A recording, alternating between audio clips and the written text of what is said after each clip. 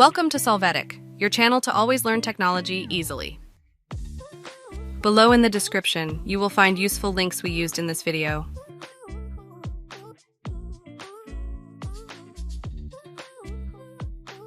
Today in Solvetic, we will see how to PC restart shortcut key Windows 10. When you are in your system, press the keys Ctrl plus Alt plus Delete. In this drop-down menu, press the shutdown button and then click Restart.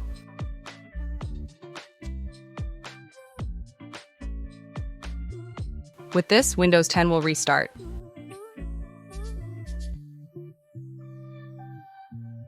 Hey, remember to subscribe Solvetic channel.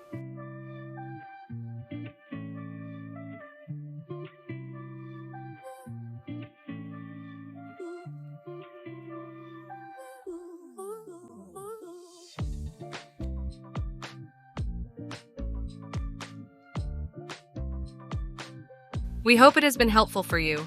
Here are links to watch more videos of your interest and subscribe to the Solvetic channel. Thank you.